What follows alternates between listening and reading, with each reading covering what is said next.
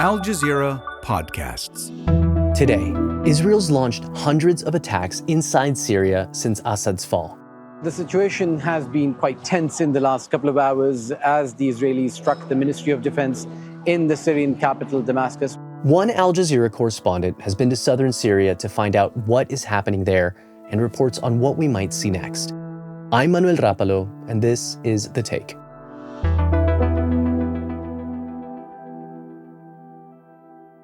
My name is Osama bin Javaid, and I'm a correspondent for Al Jazeera. Osama, thank you so much for joining us again on The Take. You have been spending a lot of time lately in southern Syria, near Israel.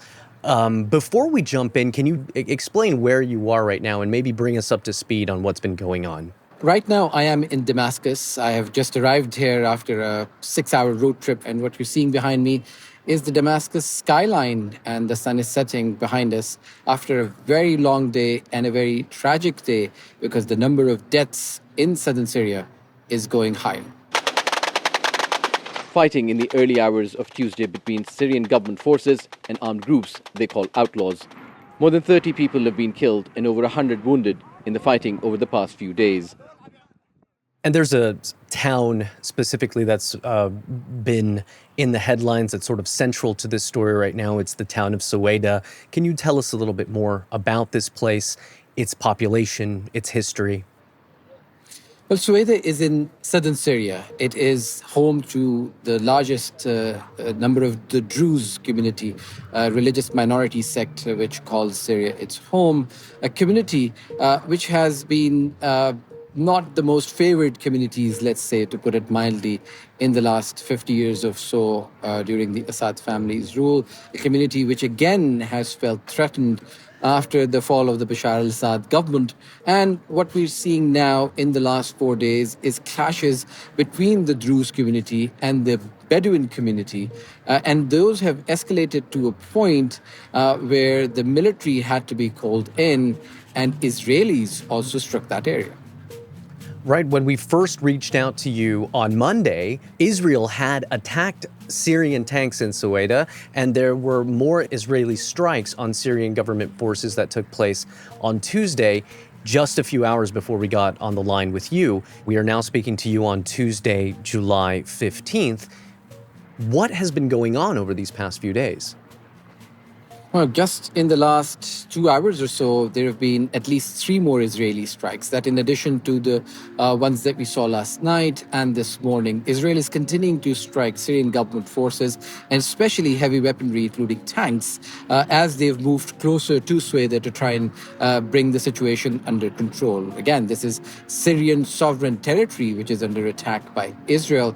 And once again, we're seeing Israeli army putting out statements that everything moving in the southern parts of Syria is of concern, and it will continue to strike any threat that it sees fit in that part. So Israel has been playing an interesting role where it has been pledging allegiance and to protect the Druze community there. There is a number of Druze who live on the other side on the Israeli border as well. And it has been striking any threat that it feels fit towards that Druze community. Israel has previously said it would support the Druze in Syria, particularly as members of the community living in Israel are generally seen as supportive of Israel.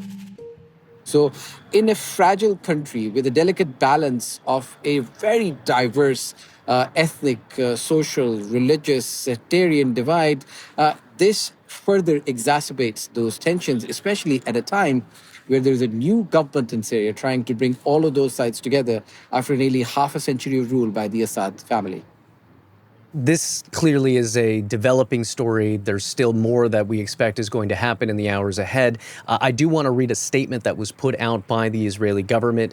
It begins, quote, "Israel is committed to preventing harm to the Druze in Syria due to the deep brotherhood alliance with our Druze citizens in Israel." That statement goes on to say, quote, "We are acting to prevent the Syrian regime from harming them and to ensure the demilitarization of the area adjacent to our border with Syria, end quote. Now, we're also hearing from an Israeli minister, this is from Prime Minister Benjamin Netanyahu's own party, who is calling for Syria's new president, Ahmed al-Shara, to be, quote, eliminated. So I'm wondering, what are Israel's goals here? Why did Israel attack this region? Well, Israel has been attacking this region and especially all of the western parts of Syria, occupying more territory, putting in its soldiers on the ground, harassing citizens, carrying out raids, abducting Syrian citizens, not giving any justifications or clarifications of why it's doing it. In the last week, we've heard from the Israeli army raiding what it called an Iranian cell. And when we went to that area, a child was among the people who was abducted. So this Israeli issue goes back years and years and years, all the way to the 1967 war and the 1974 deconfliction agreement, under which Israel would keep its part of the Golan Heights, the Syrians would maintain their positions, and there will be a buffer zone. So ever since the fall of the Assad government, the Israelis have seen the opportunity not just to destroy all of Syria's military capabilities, whether it was the navy, the army, heavy weaponry, and air defense systems, everything that you could imagine would possibly pose a threat to Israel, it has eliminated. And then on top of that, Israeli soldiers have come deeper into Syrian territory. I'll tell you, last week we were actually in Quneitra, in western Syria, in southwestern Syria, and we were talking to people there. There was one person, a local, who was with us in the car trying to point out where the Israeli soldiers were.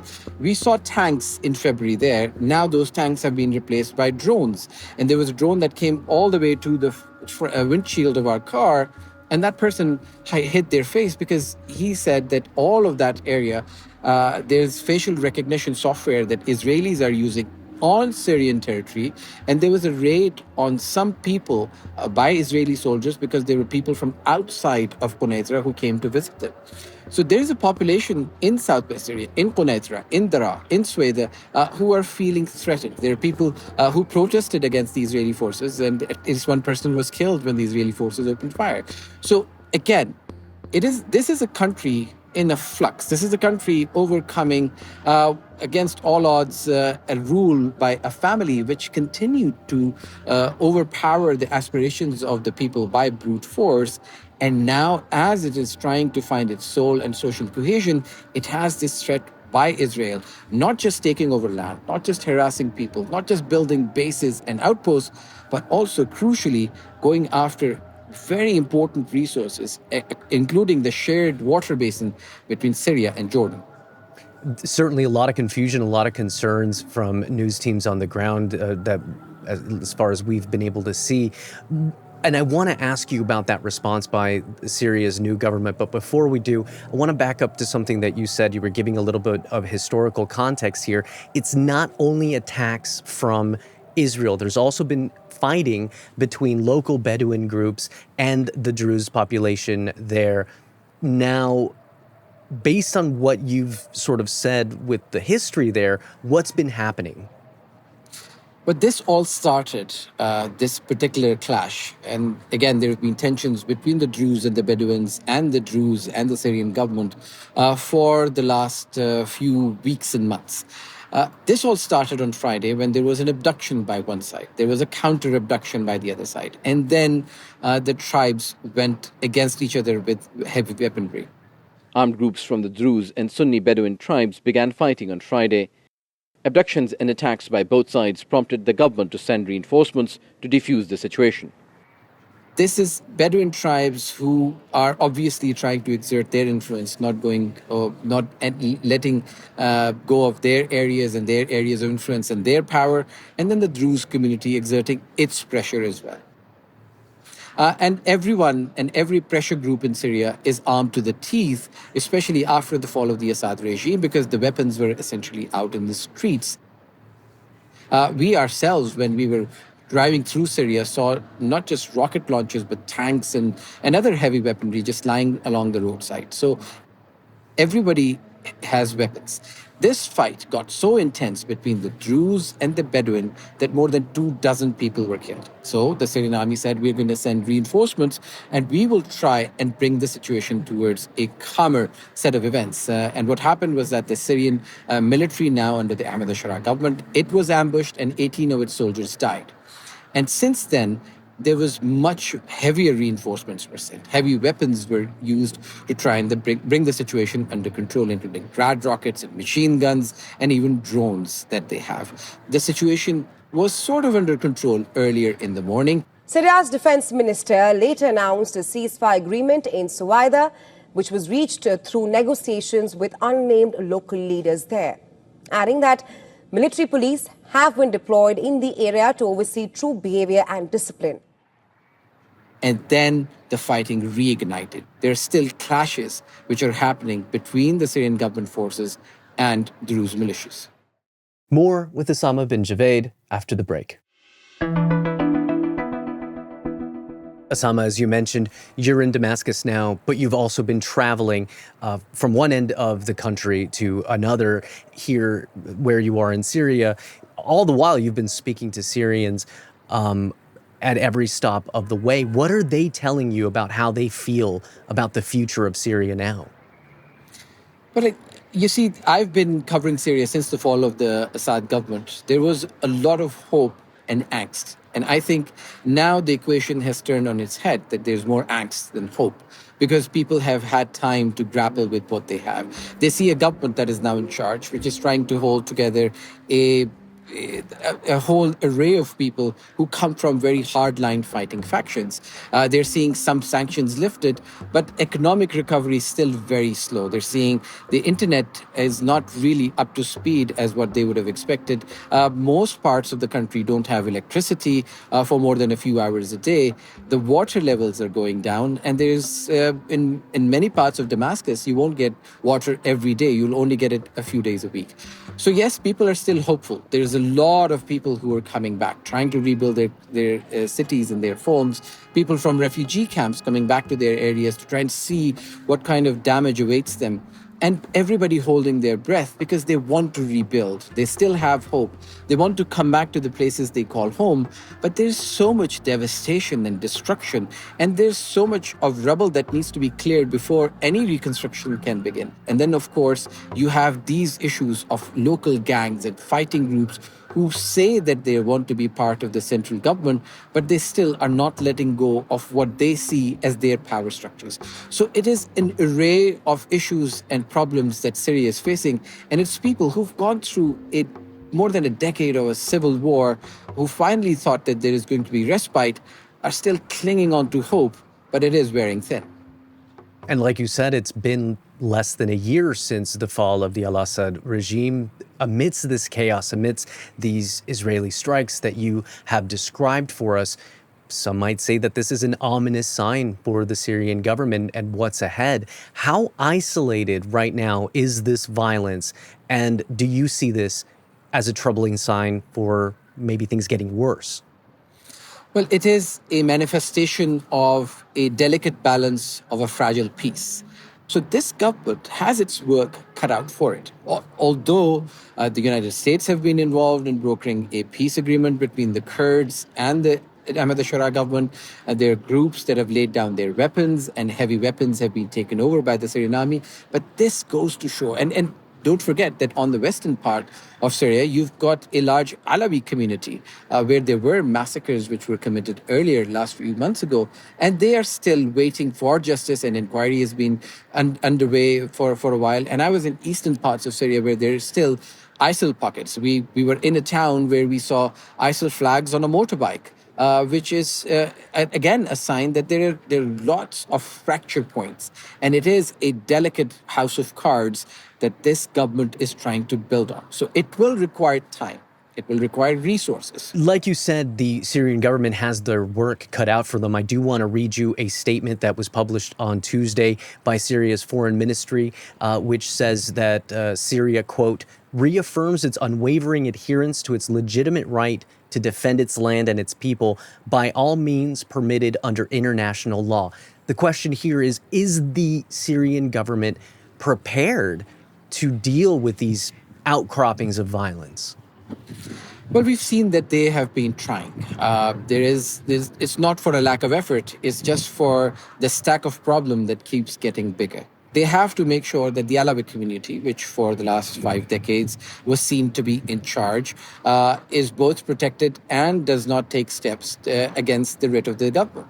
It has to do the same thing with the Druze in the south of the country, with the Bedouin tribes who want to maintain their own grip on power. It has to make sure that it is implying exactly the same formula on the north of the country where there's a large Kurdish population. So yes, we have seen that it is making those efforts. But you have to realize that this government, the group Hayat Tahrir Sham, which is now the Syrian government, was until a few months ago banned and outlawed. Until a few days ago, it was still listed as a terrorist organization by the US State Department. The man who's in charge of Syria was being called terrorist just a few months ago by international community, where more than 70 countries have come to this place and pledged that they want to take part in rebuilding this country. So for that fighting group to immediately switch to a governing body is a really tall order. And Osama, I want to address just one thing, the choppy internet connection for our viewers, for our listeners. Osama bin Javaid is joining us from a rooftop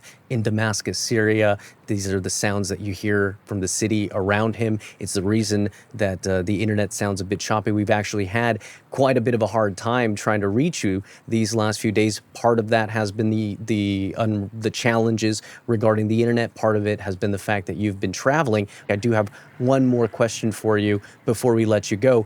The involvement of the international community, I think, is a point that is worth bringing up here. Is the international community helping? Are they standing in the way? Are their hands off of this the way that the international community's hands were off of it during the course of the Syrian revolution? Well, let me address the choppy internet, because that is something that most Syrians face. And we are actually using satellite internet. So this is the best that you can get in this country. In terms of, let's look at the geography of Syria. Syria, as we discussed all of the challenges that it faces internally, is in a very tough neighborhood. It is neighboring Iraq, Turkey, and Jordan. And obviously there has been a lot of influence by various groups, including the United States, the Russians, Gulf states, the Lebanese, the Iranians, the Iraqis, and everyone else that you can imagine who was vying for some control in the neighborhood. The international community, as we know it, has a really bad track history when it comes to Syria. The Syrian people for the last 14, 15 years have felt abandoned by the international community, whether it was the so-called red lines drawn by the Obama administration, or it was the ineffective United Nations, which could not save the lives or break sieges when people being starved to death by the Assad regime. Remember that there are still millions of people living in refugee camps, because large parts of this country, including the city I was in eastern Syria, Deir ez-Zor, is 80% destroyed.